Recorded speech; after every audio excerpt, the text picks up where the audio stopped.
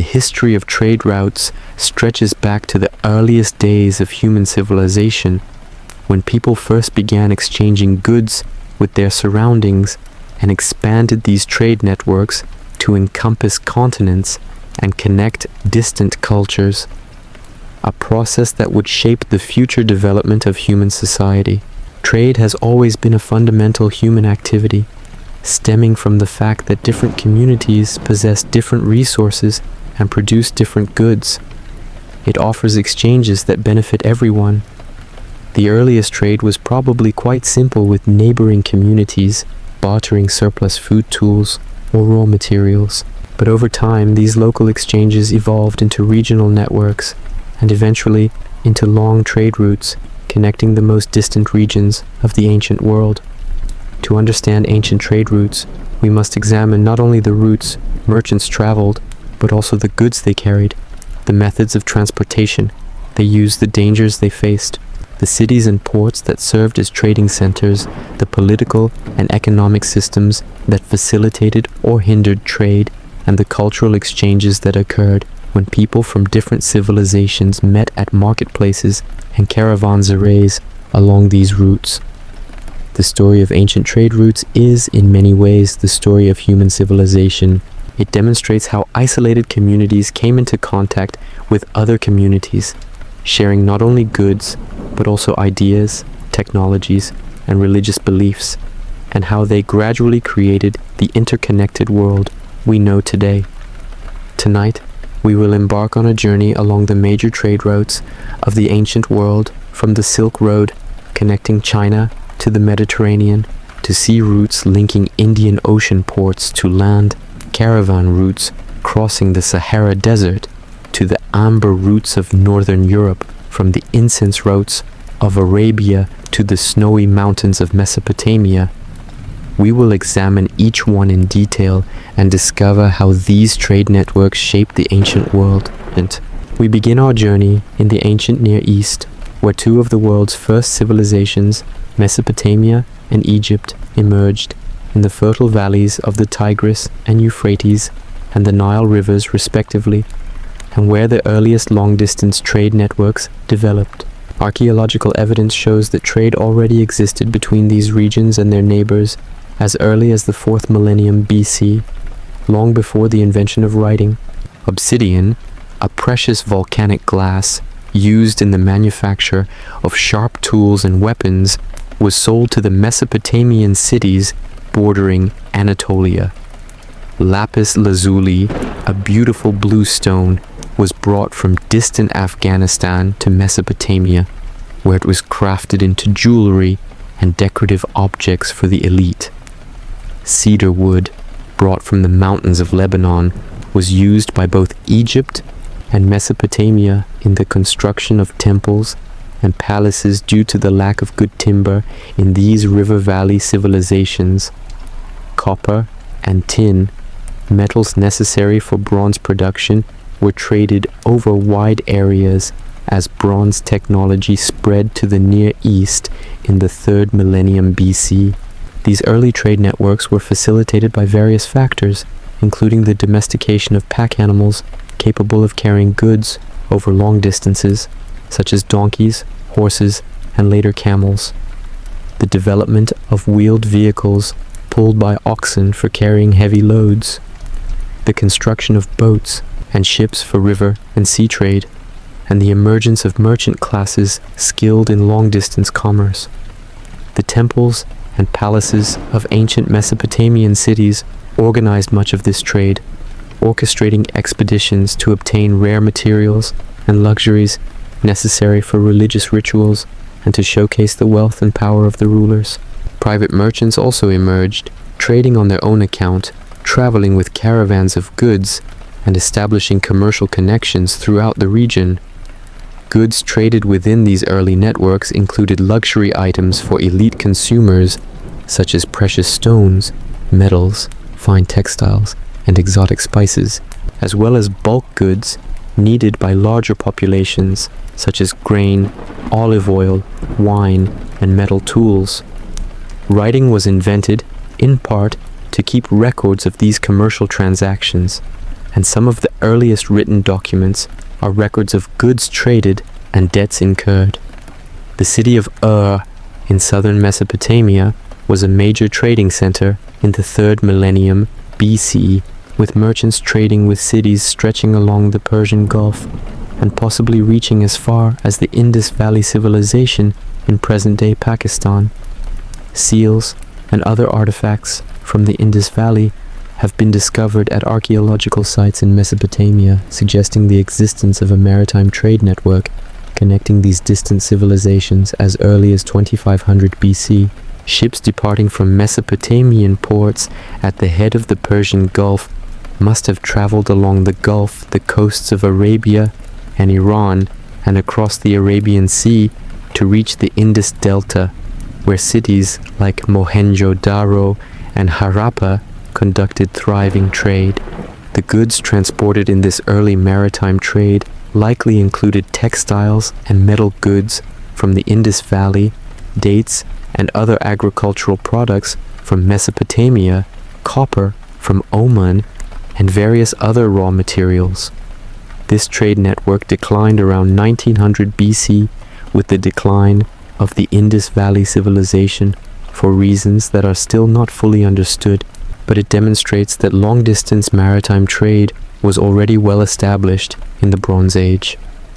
As time progressed, by the 2nd and 1st millennia BC, trade networks continued to expand and become more complex. The Phoenicians, a Semitic people living in city-states along the coasts of modern Lebanon and Syria, became the leading maritime traders of the Mediterranean. Phoenician merchants and seafarers established trading posts and large colonies in North Africa, including Carthage, Sicily, and Sardinia, and westward into Spain, and even beyond the Strait of Gibraltar to the Atlantic coast. The Phoenicians traded a wide variety of goods, including textiles made from the famous purple dye derived from murex snails, which was highly valued by wealthy customers across the Mediterranean, cedar wood from the Lebanese mountains, glassware, and other manufactured goods from their cities, and other goods they sourced from various regions and redistributed through trade routes. The Phoenicians developed advanced shipbuilding techniques, constructing vessels capable of traversing long distances and carrying significant cargo. They were expert seafarers who could navigate the open sea using stars and other natural landmarks.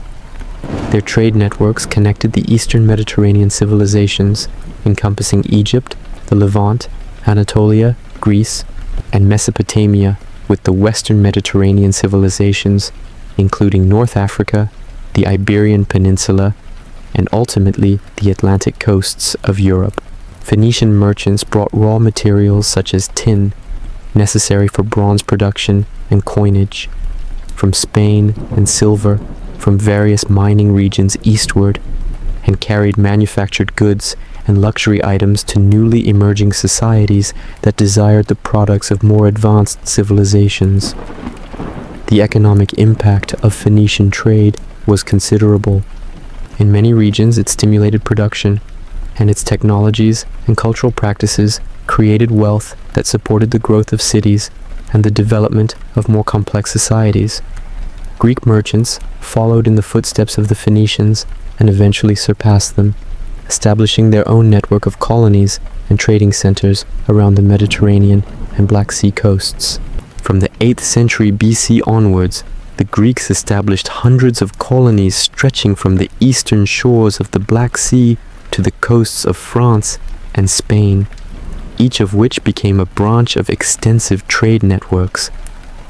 Greek colonies had established a large export network, including agricultural products such as grain, wine, and olive oil, manufactured goods such as minerals, metals, pottery, and metalwork, and even slaves captured in wars. They imported luxury goods and raw materials necessary for craft production from the East. Greek trade networks had a less centralized structure than Phoenician trade networks, consisting of individual city-states conducting their own trade rather than uniting under a single political authority. However, the common Greek language and culture facilitated trade among the many Greek communities scattered across the Mediterranean. Greek merchants pioneered the use of coins, which greatly simplified commercial transactions by providing a standard medium of exchange, and developed sophisticated financial instruments such as maritime loans or insurance, where investors provided capital for trading voyages in exchange for a share of the profits and assumed the risk of loss if the ship was lost at sea. The Persian Empire, which emerged in the 6th century BC and eventually controlled territories stretching from Egypt to Central Asia, established an extensive network of trade routes to facilitate communication and commerce across its vast lands. The Royal Road, stretching from Sardis in western Anatolia to Susa in Persia, was the most famous of these roads, and featured rest stations placed at regular intervals where travelers could obtain fresh horses and supplies. This road system not only facilitated government communication and military movements, but also promoted trade and enabled merchants to travel more safely and quickly throughout the empire.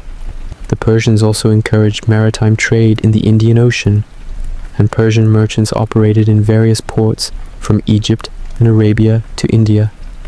The political unity imposed by the Persian Empire often faced resistance and sometimes declined, but it created favorable conditions for trade by reducing the number of political borders that had to be crossed and the various transit fees and taxes that had to be paid, thereby providing a degree of security against bandits and pirates.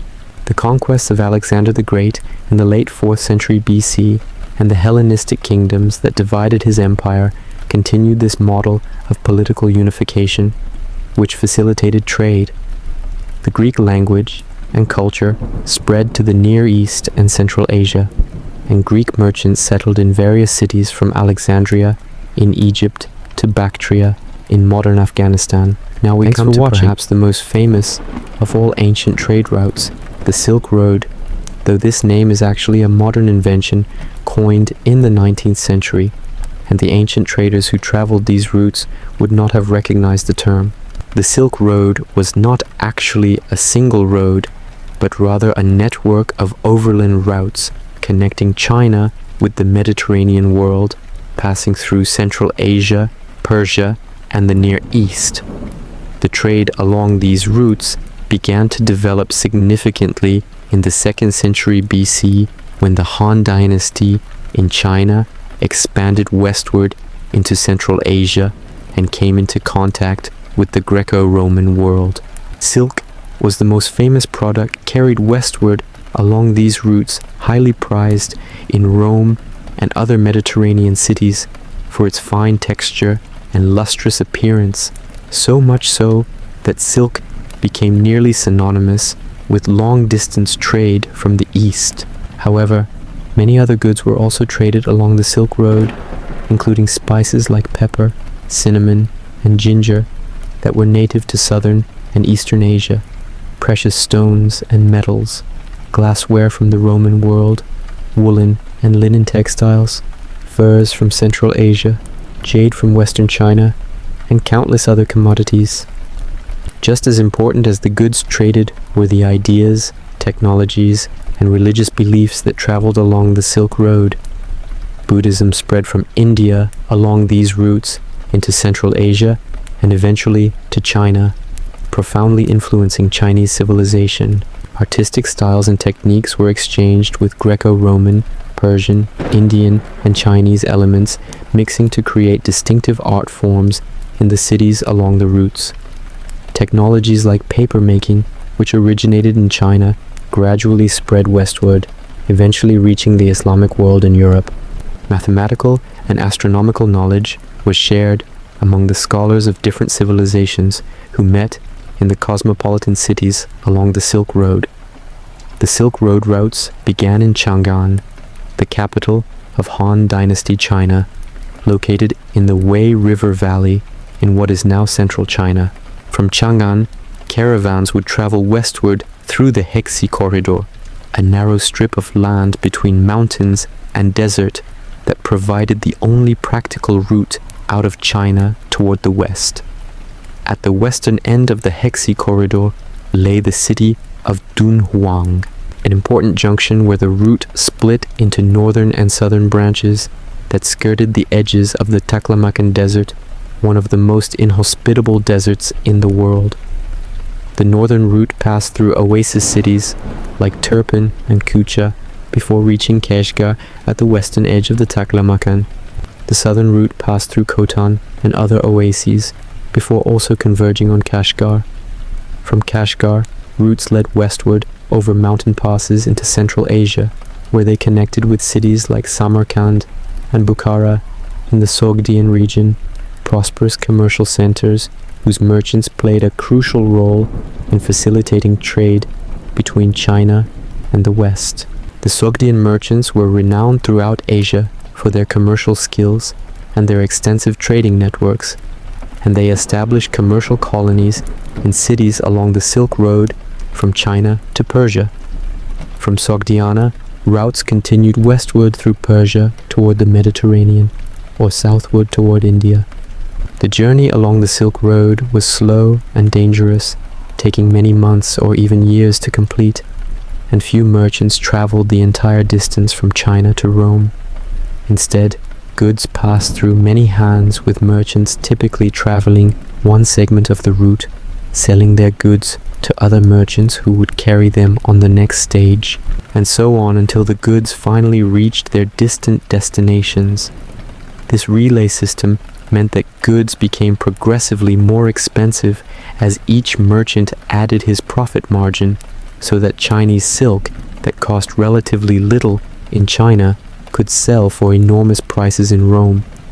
The trade was profitable enough despite these markups to sustain regular commerce for many centuries.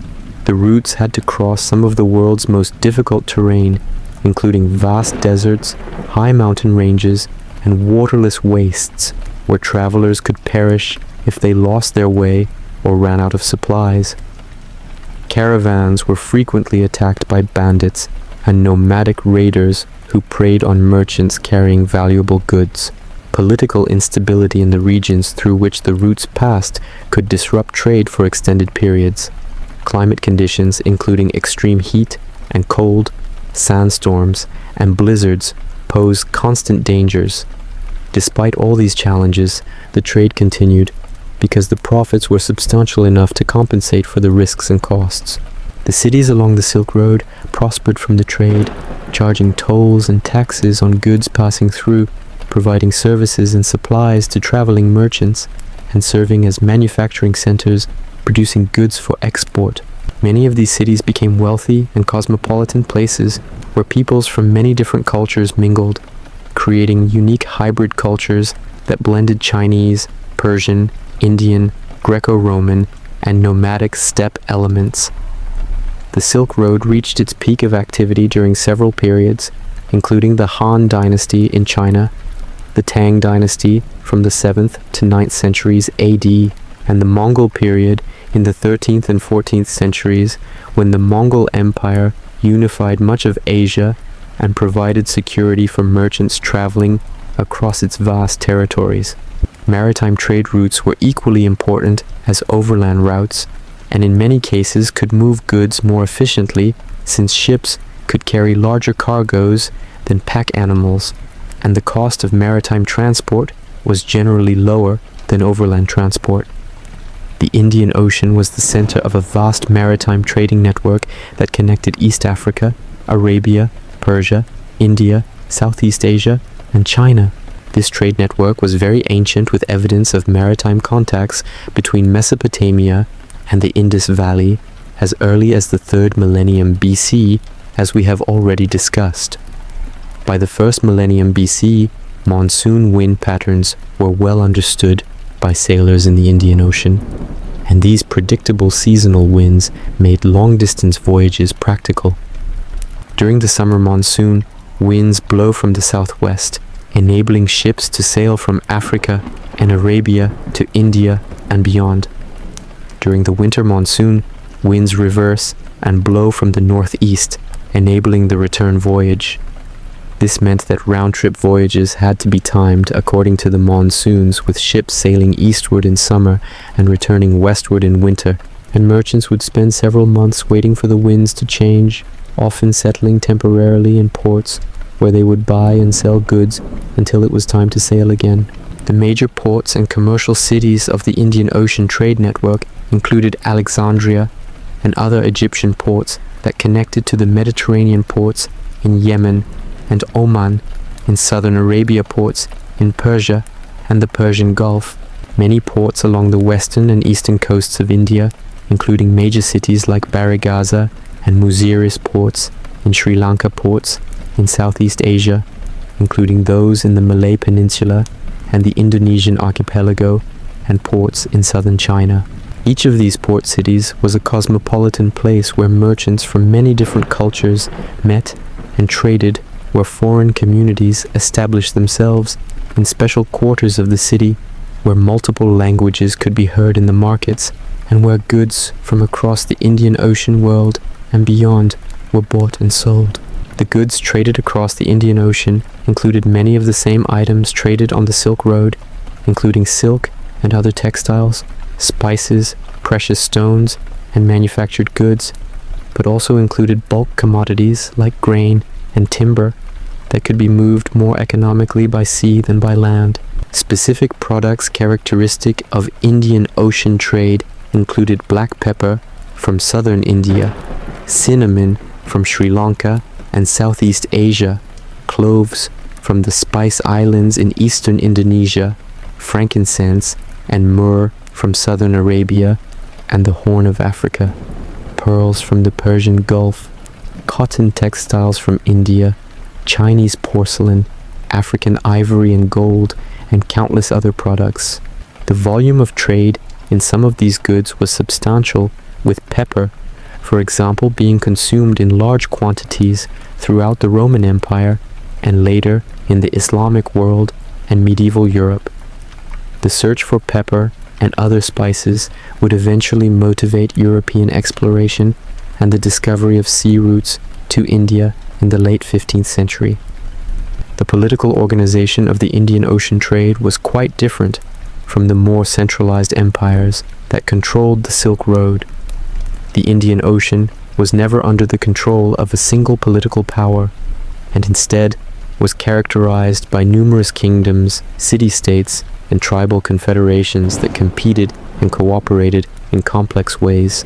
The Sassanid Persian Empire controlled the northern shores of the Indian Ocean in late antiquity.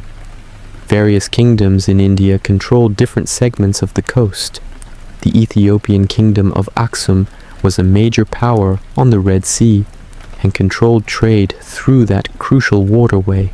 Arab tribes controlled much of the Arabian coast and would later, under Islam, expand to dominate much of the Indian Ocean trade. The lack of political unity did not prevent trade, but rather meant that merchants had to navigate a complex political landscape, paying tolls and taxes to multiple authorities, and relying on their own resources and networks to protect their interests. Piracy was a constant threat, requiring merchants to arm their ships and sail in convoys for protection. Despite these challenges, the trade flourished for centuries. The Roman Empire was a major consumer of goods arriving via Indian Ocean trade routes, with Roman merchants active in ports throughout the network. The Roman writer Pliny the Elder complained in the 1st century AD about the drain of Roman gold and silver to the east to pay for luxury imports, suggesting that the balance of trade was unfavorable to Rome, though modern scholars debate whether this was really as serious a problem as Pliny claimed. Certainly large quantities of Roman coins have been found in India and other parts of Asia, suggesting substantial purchases of Eastern goods by Roman merchants. After the fall of the Western Roman Empire, the Byzantine Empire continued this trade through its ports in Egypt and the Levant.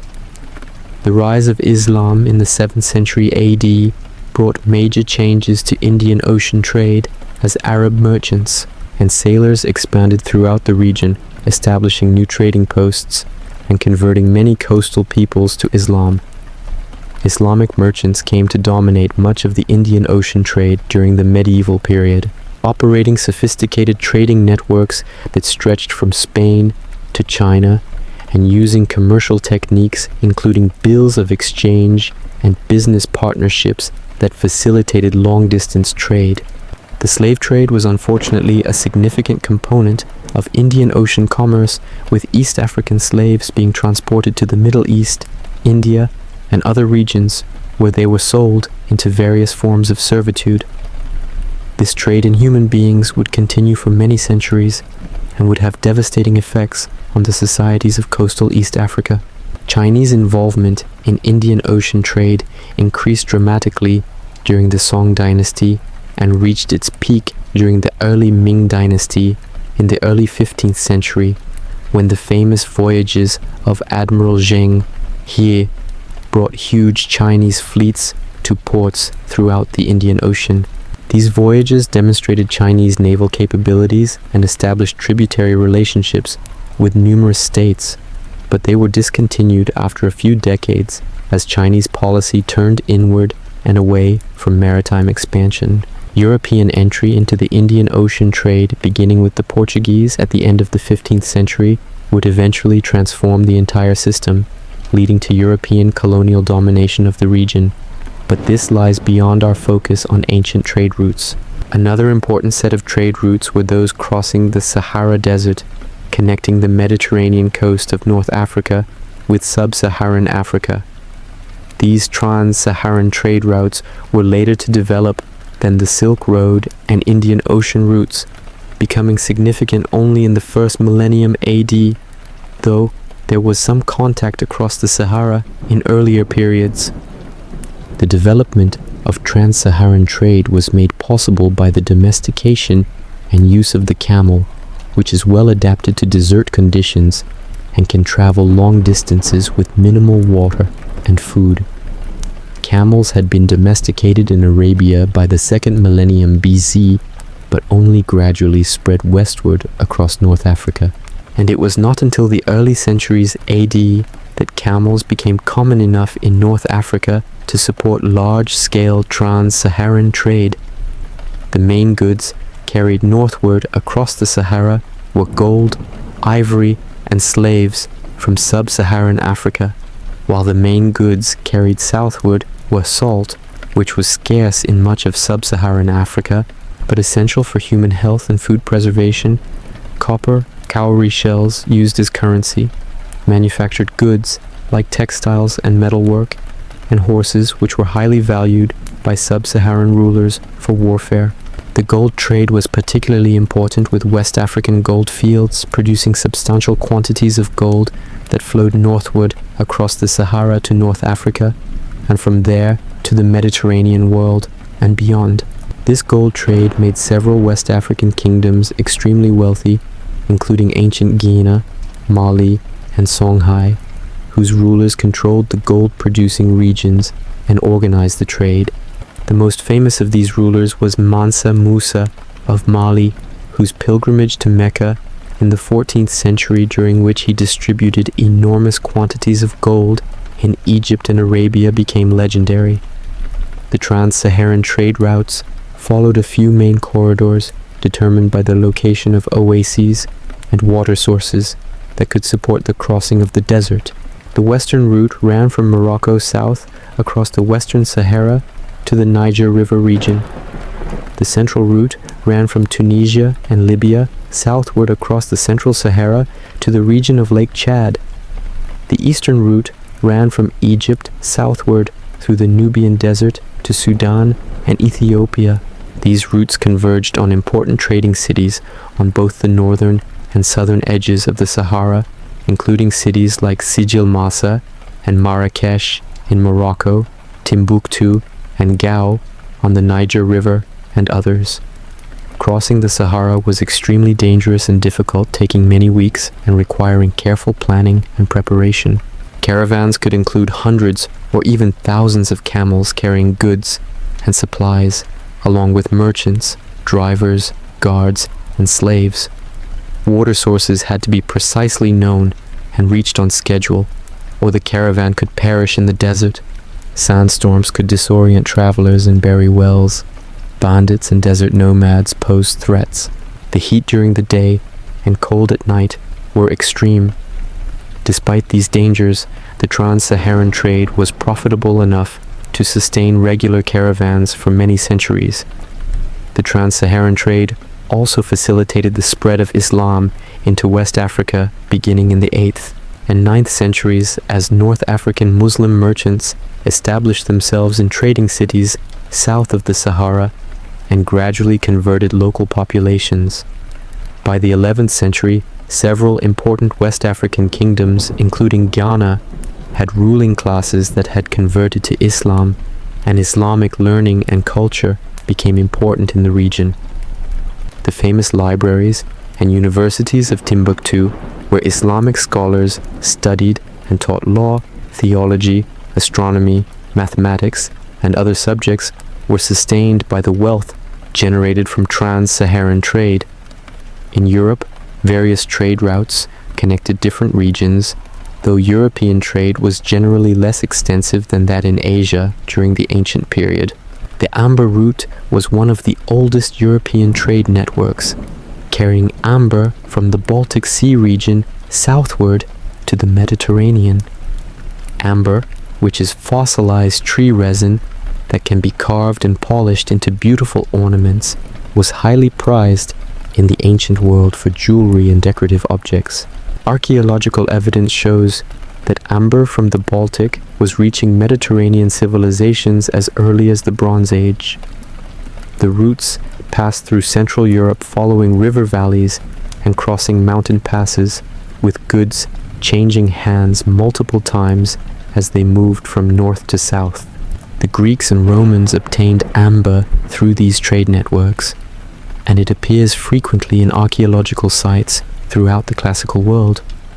Another important European trade network connected the tin mines of Britain and Brittany with the Mediterranean, where tin was needed for bronze production. The Phoenicians and later the Greeks and Romans traded for British tin, which was transported by sea along the Atlantic coast of Europe and through the Straits of Gibraltar into the Mediterranean. The river systems of Europe also served as important trade routes, with the Danube, Rhine, Rhone, and other major rivers allowing goods to be transported by boat across long distances. The Roman Empire developed extensive road networks throughout its territories, primarily for military purposes, but these roads also facilitated trade, with merchants able to travel relatively safely and quickly across the empire. Roman roads were solidly built with drainage systems and stone paving that allowed them to be used in all weather conditions, and many of these roads continued to be used for centuries after the fall of Rome. The Pax Romana, or Roman peace, that prevailed during the first 2 centuries AD created favorable conditions for trade by providing security. A common legal system, a single currency used throughout the empire, and the elimination of internal tariffs and customs barriers. Trade flourished during this period, with goods flowing from all corners of the empire to Rome and other major cities, and with Roman exports of wine, olive oil, metalwork, and manufactured goods reaching distant markets. The Baltic Sea trade network connected Scandinavia with the rest of Europe, carrying furs, timber, amber. Viking expansion from the 8th to 11th centuries AD greatly extended these networks, with Scandinavian traders and raiders reaching as far as the Mediterranean, the Black Sea, and the Caspian Sea, and westward to Iceland, Greenland, and even briefly to North America. Viking ships were advanced designs that could navigate rivers and coastal waters as well as the open ocean, making them versatile vessels for both trade and warfare. Viking merchants established trading posts from Dublin to Kiev and participated in trade networks stretching from Western Europe to Central Asia. The religious pilgrimage routes that developed in the medieval period also served as channels for trade, with pilgrims traveling to sacred sites like Rome, Jerusalem, Santiago de Compostela, and Mecca, often combining religious devotion with commercial activity. These pilgrimage routes required an infrastructure of roads, bridges, hostels, and services for travelers that also benefited merchants and other travelers. The concept of ancient trade routes encompasses not just the physical paths that merchants traveled, but also the complex economic, political, social, and cultural systems that made long-distance trade possible and profitable. Ancient merchants faced numerous challenges, including the high costs of transportation, the dangers of travel, the difficulties of communication across language and cultural barriers, the problems of establishing trust and enforcing contracts in the absence of overarching legal systems, the risks of loss through shipwreck, robbery, or spoilage of goods, and the uncertainties of distant markets where prices and demand might be very different from what was anticipated. Despite these challenges, merchants developed various strategies and institutions to facilitate trade, including the formation of merchant associations that could pool resources and share risks, the establishment of commercial law and customs that governed trading relationships even across political boundaries, the development of credit instruments and banking systems that allowed commercial transactions without the need to transport large quantities of coins or bullion, the creation of standardized weights and measures to facilitate fair exchange, the emergence of specialized merchant communities in trading cities who could serve as intermediaries between foreign merchants and local markets, and the formation of relationships of trust and reciprocity between trading partners that could span generations. The goods traded along ancient routes ranged from everyday necessities to rare luxuries, and their trade had profound effects on the societies involved. The diffusion of agricultural crops and domesticated animals along trade routes allowed societies to adopt new foods and farming techniques that could increase their productivity and support larger populations. The spread of technologies like metallurgy, writing systems, manufacturing techniques, and construction methods occurred largely through trade contacts. Religious and philosophical ideas traveled with merchants and were adopted and adapted by new societies, creating syncretic cultural forms. Artistic styles and motifs were borrowed and transformed as they moved along trade routes. Languages were influenced by contact with foreign tongues, with loan words and linguistic features being adopted from trading partners. Diseases also traveled along trade routes with devastating effects when populations without immunity were exposed to new pathogens, as occurred with the plague pandemics that spread along the Silk Road and Indian Ocean routes. The economic impact of long-distance trade was considerable in stimulating production in many regions as craftsmen and farmers increased their output to supply goods for export, in creating wealth and supporting the growth of cities and the development of more complex social and political structures, in promoting specialization of production as regions focused on producing goods for which they had comparative advantages, and in spreading commercial practices and institutions that would eventually develop into modern capitalist economic systems. The political impact of trade was equally significant. Rulers sought to control and tax trade routes to generate revenue for their states. Conflicts arose over control of strategic trade routes and commercial cities. Diplomatic relationships were shaped by commercial interests, and empires rose and fell, in part due to their success or failure in controlling and benefiting from trade. The cultural exchanges facilitated by trade routes had perhaps the most lasting impact, creating the interconnected world civilization that would eventually develop. They spread literacy and numeracy, promoted urbanization, fostered intellectual exchange among scholars of different traditions, and created cosmopolitan urban centers where people from diverse backgrounds lived and worked together. As we reach the end of this extensive journey through the ancient trade routes of the world, from the Silk Road, caravans crossing Central Asian deserts, to the maritime merchants sailing monsoon winds across the Indian Ocean, to the camel caravans traversing the Sahara and the river and road networks of Europe, we can appreciate how these routes were not just paths for moving goods.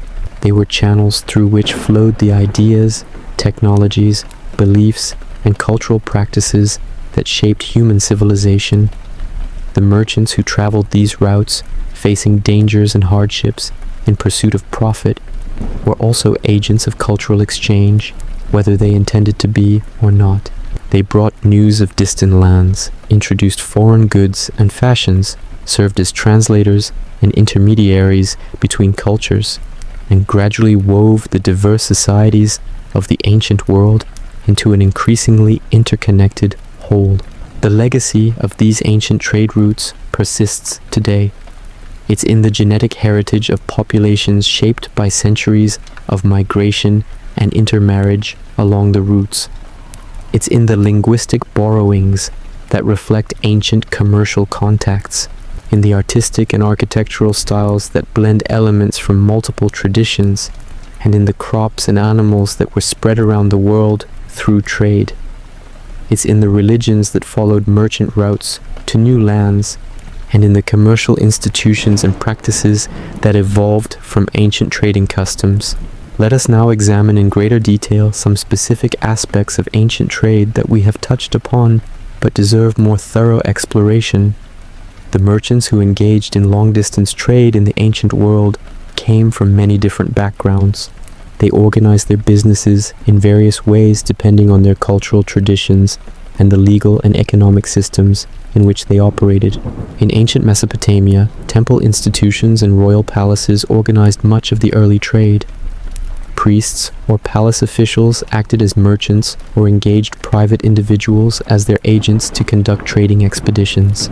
These institutional merchants had access to the capital needed to finance expensive ventures and could command the labor and resources necessary to assemble large caravans of goods. Private merchants also emerged quite early, operating independently or in partnerships with other merchants, pooling their resources to finance trading ventures.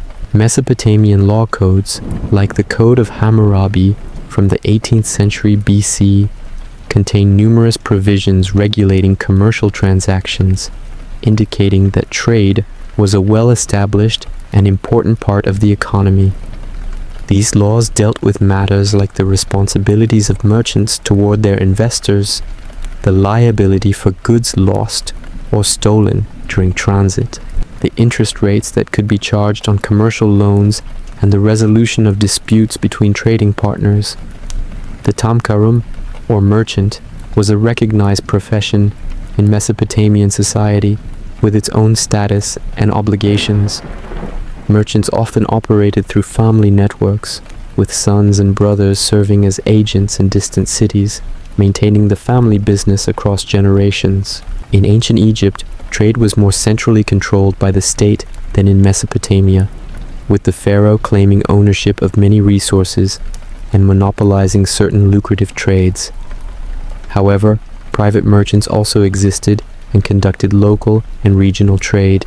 Egyptian merchants traded extensively with neighboring regions including Nubia to the south, which provided gold and other luxury goods. The Levantine coast, which provided cedar wood and other products.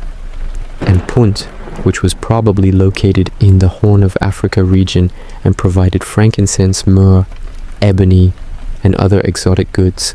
The famous expedition to Punt during the reign of Queen Hatshepsut in the 15th century BC is depicted in detailed reliefs showing the loading of Egyptian ships with trade goods and their return laden with products from Punt.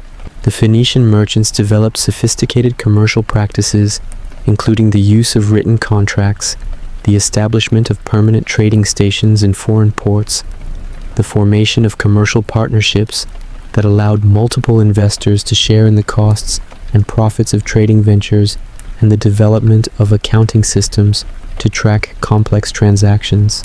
Phoenician merchants were literate and used alphabetic writing, which was much simpler than the cuneiform or hieroglyphic scripts of other Near Eastern civilizations, making record-keeping easier. The spread of the Phoenician alphabet through their trading networks would eventually lead to the development of Greek and Latin alphabets, and ultimately most modern alphabets. Phoenician cities like Tyre and Sidon grew wealthy from trade, and their merchants established colonies throughout the Mediterranean, creating a network of related cities that facilitated commerce. The most famous Phoenician colony was Carthage in North Africa, which became a major power in its own right and eventually challenged Rome for control of the western Mediterranean before being destroyed in the Punic Wars. Greek merchants operated in a more decentralized manner than Phoenician merchants, since the Greek world consisted of hundreds of independent city-states, each with its own laws and customs. However, the shared Greek language and culture created a sense of common identity that facilitated commerce among Greeks, even when their cities were political rivals or enemies. Greek merchants established emporiums or trading stations in foreign lands, where they could conduct business with local populations and with other Greek traders. These emporiums often grew into full Greek colonies with permanent populations. The Greeks developed the institution of the symposium or trading partnership, where two or more merchants would pool their resources to finance a venture with profits and losses shared according to agreed proportions. Maritime loans were another Greek financial innovation, where lenders would provide capital for a trading voyage with the loan to be repaid with interest when the ship returned. But if the ship was lost at sea, the borrower was not liable to repay the loan, meaning the lender bore the risk of maritime disasters.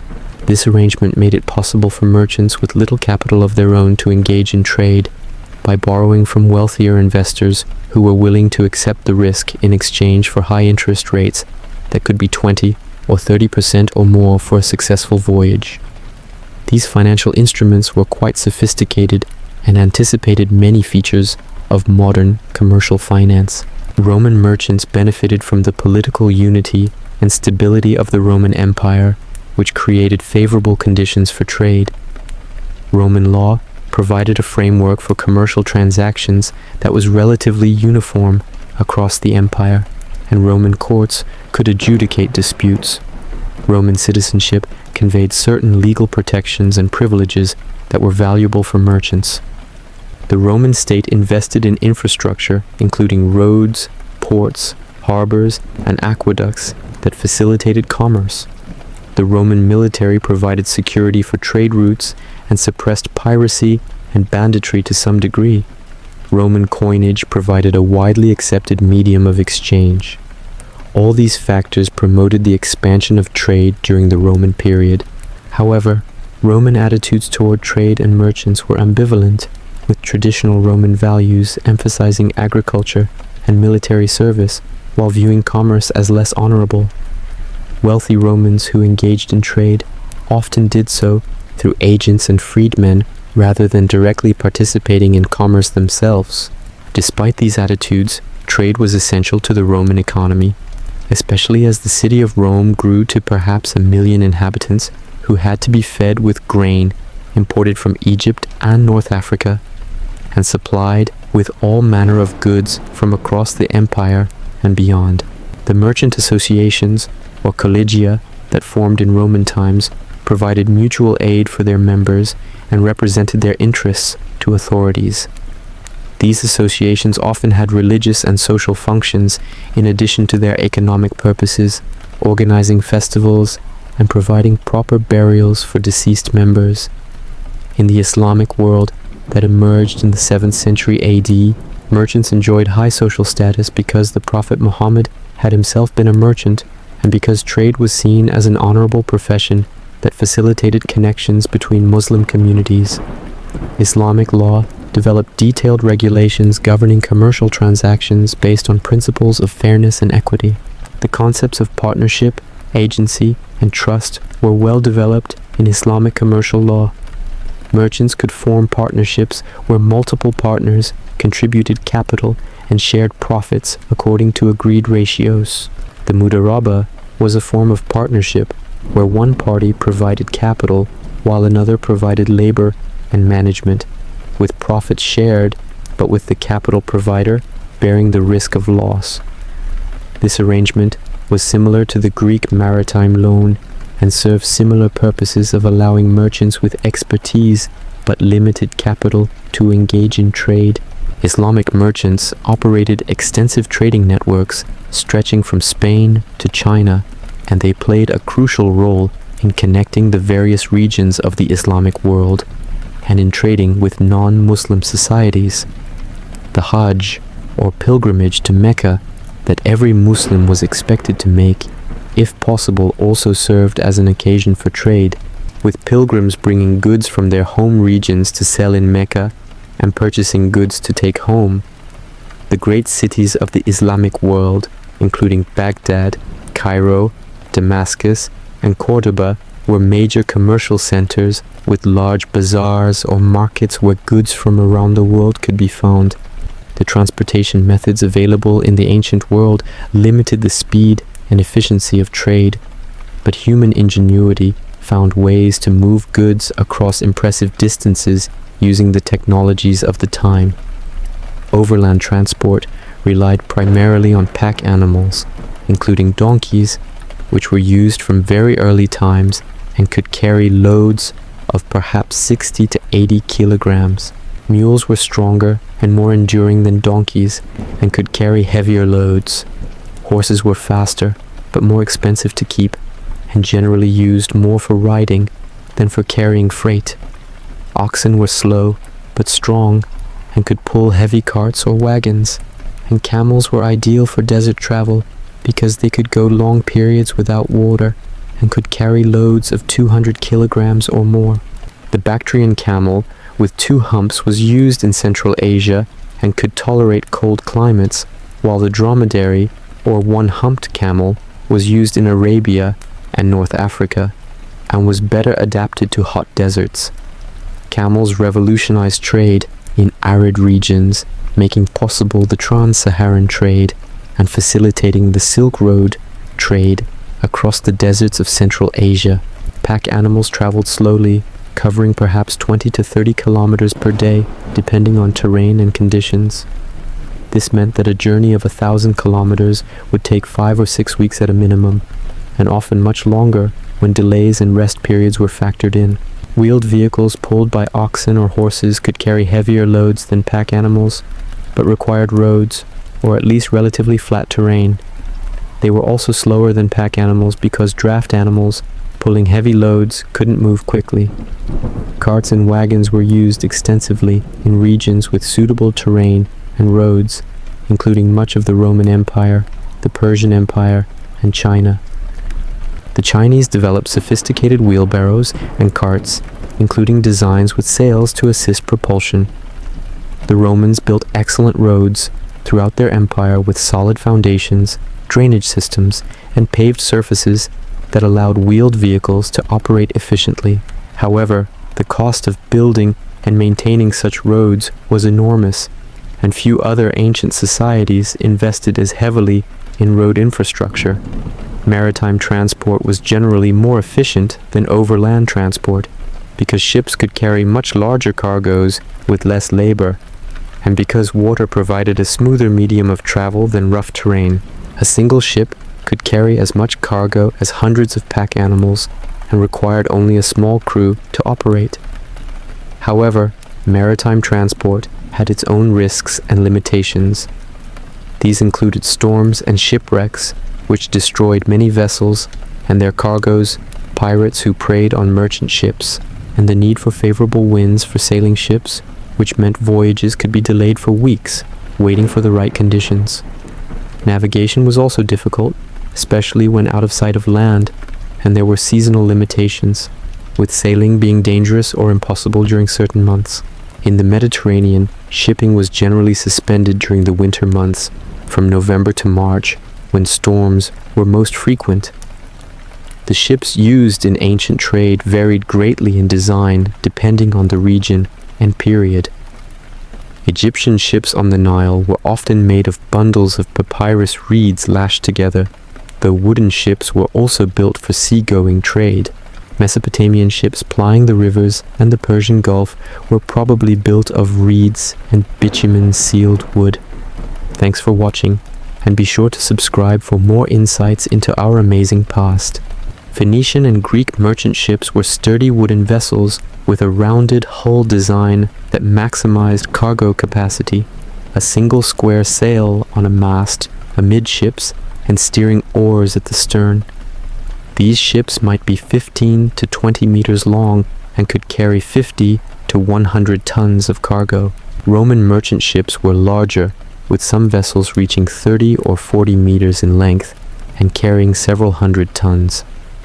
Chinese junks had distinctive features, including a flat bottom, a square bow, and multiple masts with lug sails that could be adjusted to take advantage of changing winds. Arab dhows used in Indian Ocean trade had triangular lateen sails that allowed them to sail closer to the wind than square-rigged vessels. Viking longships were sleek, fast vessels designed for both sailing and rowing, with a shallow draft that allowed them to navigate rivers and coastal waters. The development of ship design and navigation techniques over the centuries gradually expanded the range and efficiency of maritime trade. Navigation in the ancient world relied primarily on coastal piloting, where sailors kept land in sight and used landmarks to guide their course. This was safe but limited the range of voyages and made crossing open water dangerous. However, ancient sailors did develop techniques for offshore navigation, including the use of celestial navigation, where the positions of the sun, moon, and stars were used to determine direction and latitude. The Phoenicians were renowned as navigators and reportedly could sail at night using the stars for guidance. The Greeks and Romans knew about celestial navigation, though they preferred coastal sailing when possible. Arab sailors in the Indian Ocean developed sophisticated navigation techniques, including the use of the kamal, a simple device for measuring the altitude of stars above the horizon, which could be used to determine latitude. Chinese sailors used the magnetic compass for navigation from at least the Song dynasty, and possibly earlier, giving them an advantage in navigation. Detailed sailing instructions and pilot books were compiled by experienced sailors describing routes, harbors, landmarks, water sources, dangerous areas, and other information useful for navigation. The Periplus of the Erythraean Sea, written in the 1st century AD by an anonymous Greek-speaking merchant, provides detailed information about ports and trade goods around the Indian Ocean, and is an invaluable source for understanding ancient maritime trade in that region. The journey of a merchant in ancient times was filled with challenges and uncertainties that are hard for modern people to fully appreciate. Consider a merchant in Han Dynasty China who decided to trade with the western regions along the Silk Road. First, he would need to assemble capital either from his own resources or by forming partnerships with other investors. He would need to purchase goods suitable for export, which might include silk, lacquerware, bronze mirrors, and other Chinese manufactures. He would need to hire guards to protect the caravan from bandits, guides who knew the routes, servants to care for the animals and handle the goods, and interpreters who could communicate in the various languages spoken along the route. He would need to purchase or rent pack animals, usually camels, for desert crossings, and obtain supplies of food and water for the journey. He would need to secure permissions and pay fees to local authorities in the regions through which he would travel. The journey from Chang'an to the western regions might take several months of hard travel, crossing harsh terrain in extremes of heat and cold. Along the way, the caravan would stop at oasis towns where they could rest, resupply, and trade some goods. At major commercial centers like Dunhuang or Kashgar, the merchant might spend weeks or months trading his Chinese goods for products from Central Asia, Persia, or India. He might purchase horses, jade, glassware, woolen textiles, or various other goods. Some merchants would then return to China with these goods, while others might continue westward to Persia or beyond. Few merchants traveled the entire length of the Silk Road in a single journey because of the time, expense, and danger involved. Instead, most merchants operated on one section of the route, buying goods from merchants coming from one direction and selling them to merchants traveling in the other direction. This relay system meant that goods passed through many hands before reaching their final destinations, and each intermediary added to the cost, but this was the practical way to conduct trade over such vast distances. When our hypothetical merchant finally returned to China after months or years away, he would need to sell the goods he had acquired, hopefully for a profit that would compensate him for his investments of time and capital and risk. Successful merchants could become wealthy, but many also failed, losing their capital to bandits, bad weather, dishonest partners, market fluctuations, or simple bad luck. Similar challenges faced merchants operating in other trade networks, whether they were Phoenician merchants sailing to Spain for tin, Indian merchants crossing the Bay of Bengal to Southeast Asia, or Arab merchants crossing the Sahara to West Africa.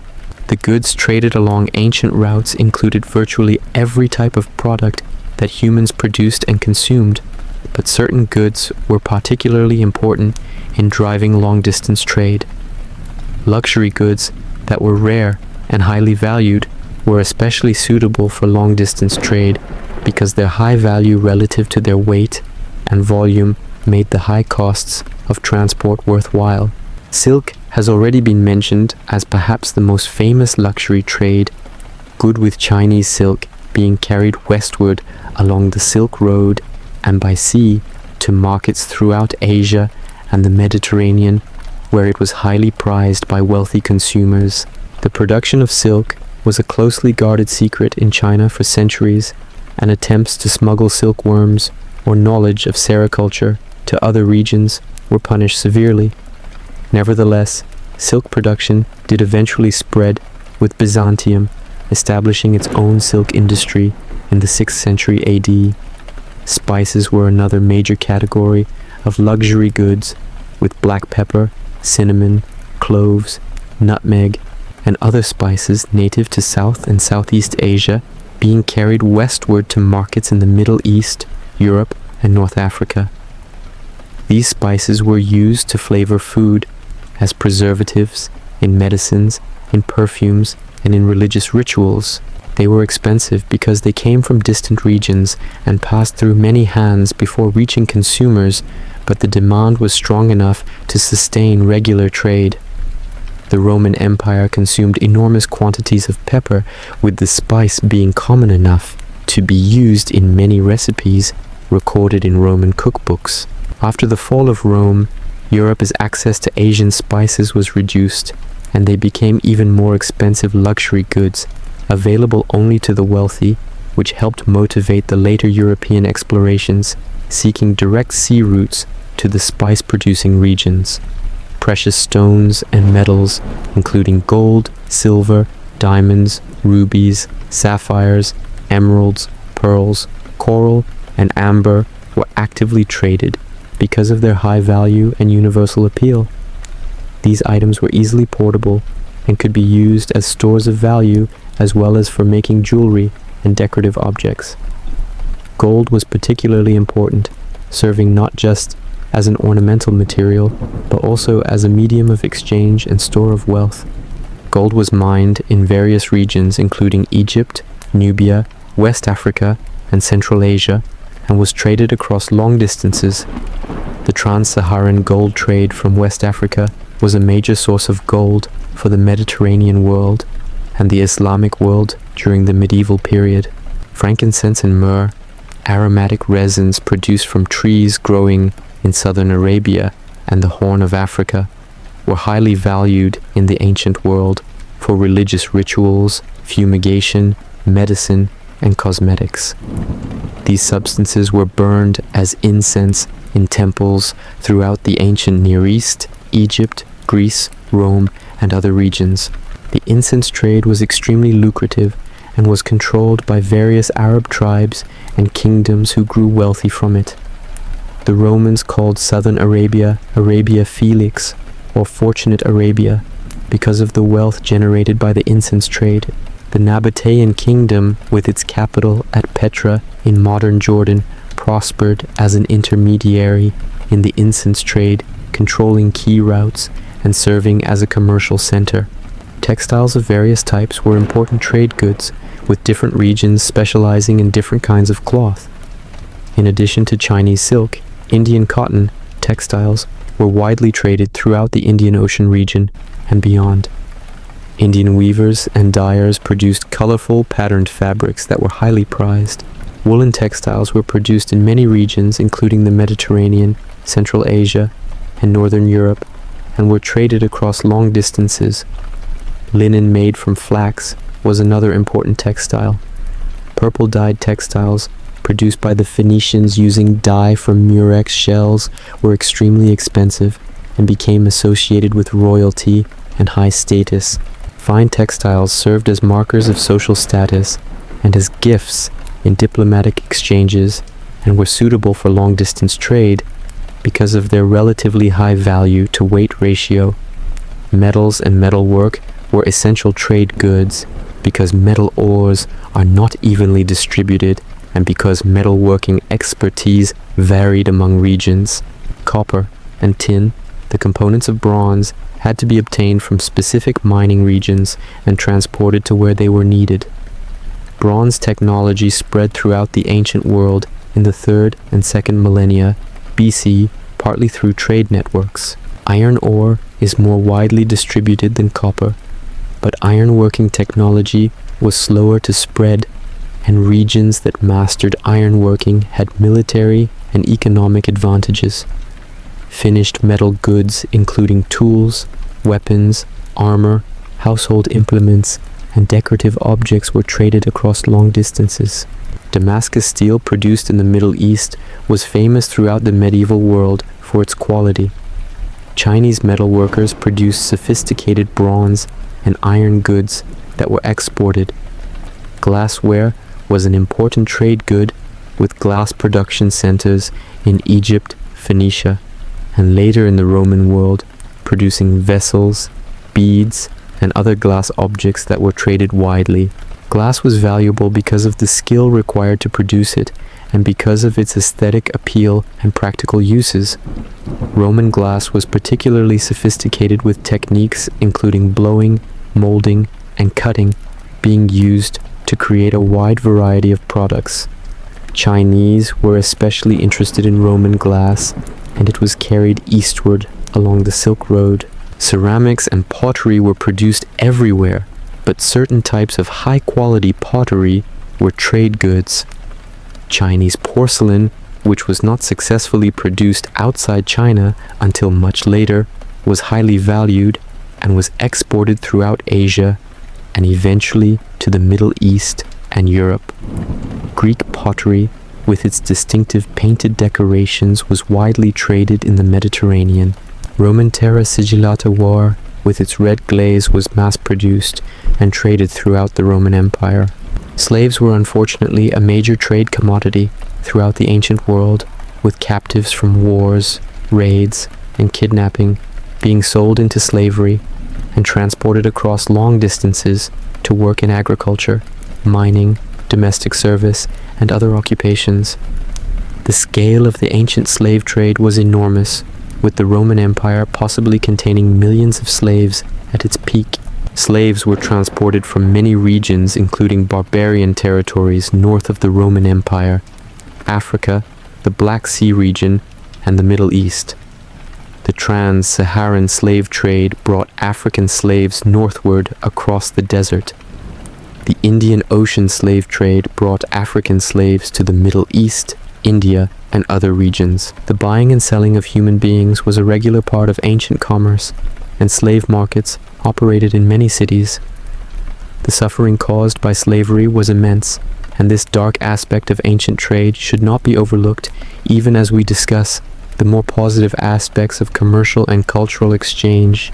In addition to these luxury goods and specialized products, bulk commodities were also traded, though generally over shorter distances, because of the high cost of transporting low-value heavy goods. Grain was the most important bulk commodity, being the staple food for most ancient populations. Egypt was a major grain exporter, supplying grain to Greece, Rome, and other regions. North Africa also exported grain. Sicily was the granary of Rome in the Republican period before Egypt became the primary source under the empire.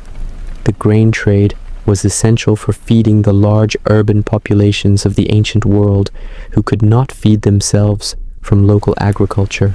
Olive oil and wine were other important bulk agricultural products that were traded in large quantities around the Mediterranean.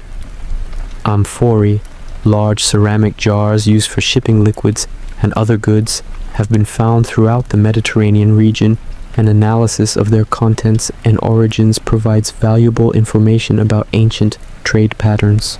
Timber was traded where forests were accessible and transport feasible. Cedar wood from Lebanon has already been mentioned as an important export to Egypt and Mesopotamia. Teak from India and Southeast Asia was valued for shipbuilding.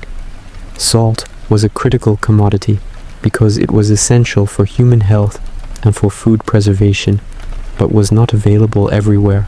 Salt could be obtained from salt mines, from evaporating seawater in coastal salt pans, or from saline lakes. Regions with abundant salt could export it to regions where it was scarce, as occurred in the trans-Saharan trade, where North African salt was carried south in exchange for West African gold. The infrastructure supporting ancient trade included not just roads and ports, but also various facilities and institutions. Caravanserais, which were roadside inns providing shelter and services for traveling merchants and their animals, were common along major trade routes in the Middle East, Central Asia, and other regions. These establishments provided secure places where merchants could rest, feed and water their animals, store goods, and meet other merchants to conduct business.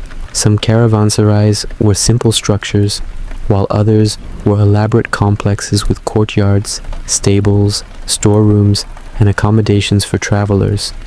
Temples and religious institutions sometimes served commercial functions in addition to their religious purposes, acting as banks where merchants could deposit money for safekeeping, as locations where contracts could be witnessed and sealed, and as meeting places where merchants could conduct business under the protection of religious authorities. Marketplaces or bazaars were essential institutions where buyers and sellers could meet to exchange goods.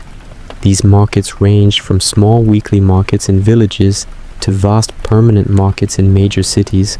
Markets were typically organized with different sections for different types of goods, with cloth merchants in one area, metal workers in another, food vendors in another, and so on. Markets had regulations governing trade, including standards for weights and measures, rules about pricing and quality, and mechanisms for resolving disputes. Market officials supervised trade and collected taxes on behalf of the authorities. Weights and measures were standardized within political units to facilitate fair trade, though standards varied between different regions, creating opportunities for fraud when merchants crossed borders. Many ancient civilizations developed standard units of weight and length, and produced standardized weights and measures that were used in commerce. The shekel, as a unit of weight, originated in Mesopotamia and was used throughout the ancient Near East. The Roman pound or libra became standard across the Roman Empire. Coinage emerged in the 7th century BC in Lydia and rapidly spread throughout the ancient world, providing a standardized medium of exchange that greatly facilitated commerce. Coins with guaranteed weight and purity of precious metal eliminated the need to weigh and test metal in each transaction. Different states produced their own coinage with distinctive designs, but certain coinages, like Athenian silver drachmas, Roman denarii, and later Islamic dinars, were so widely accepted that they functioned as international currencies. Moneylenders and bankers provided financial services to merchants, including changing foreign coins, providing loans, holding deposits and transferring funds between cities through letters of credit that allowed a merchant to deposit money in one city and withdraw it in another without having to transport actual coins. These financial services were essential for long-distance trade. The cultural impact of ancient trade routes was immense and multifaceted, affecting everything from material culture to religion to language to scientific knowledge. The diffusion of artistic styles along trade routes created hybrid art forms that blended elements from different traditions. Greco-Buddhist art that developed in the regions of Bactria and Gandhara along the Silk Road combined Greek sculptural techniques with Buddhist subject matter, creating distinctive artworks that show Greek influence in the rendering of the Buddha and other figures. Persian artistic motifs spread both eastward and westward along trade routes, influencing the art of Central Asia, India, and China, as well as that of the Mediterranean world. Chinese artistic techniques and styles spread to Korea, Japan, and Southeast Asia through trade and cultural contact. Islamic art developed its own distinctive characteristics, but incorporated influences from Persian, Byzantine, Indian, and other traditions with which Muslims came into contact through trade.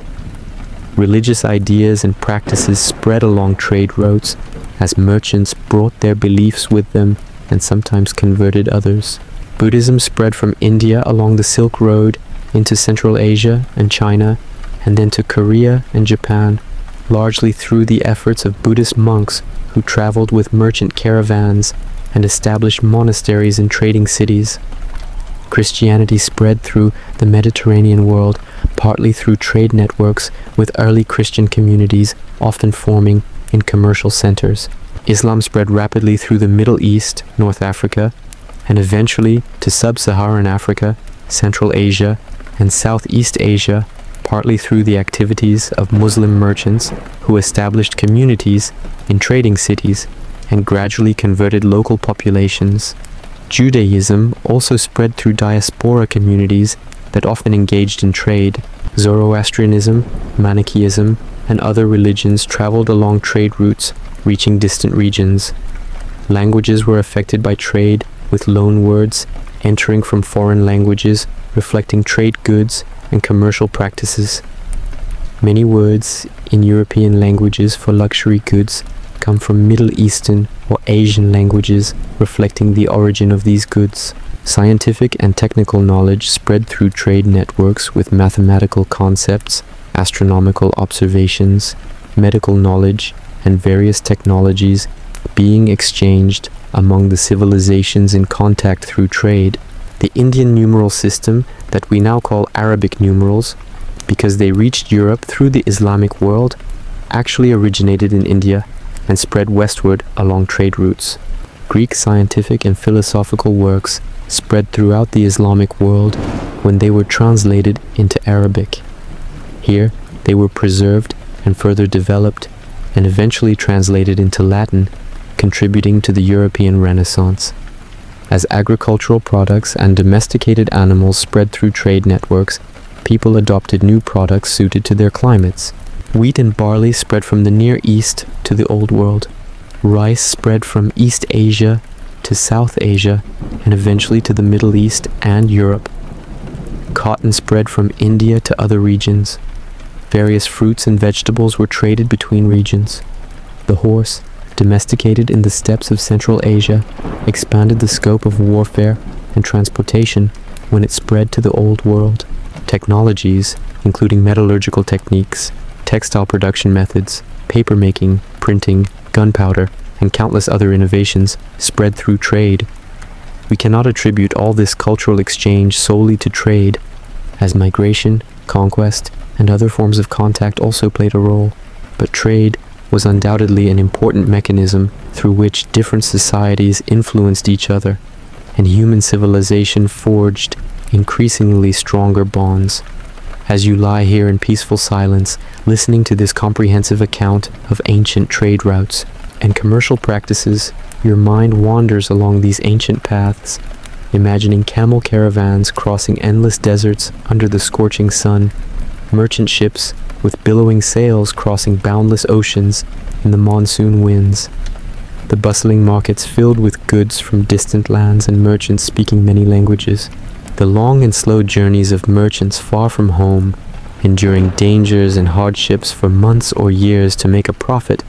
The moment the ship safely returned to port and the merchants calculated their earnings, the exchange not only of goods, but also of stories, ideas, and beliefs, all of which gradually connected the ancient world.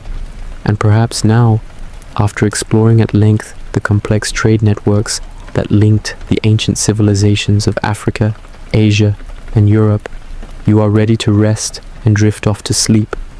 The images of these ancient roads and the people who traveled them slowly coming to life in your dreams. Thanks for watching. Don't forget to like and subscribe for more videos. Your support means the world to me and helps the channel grow. See you in the next one.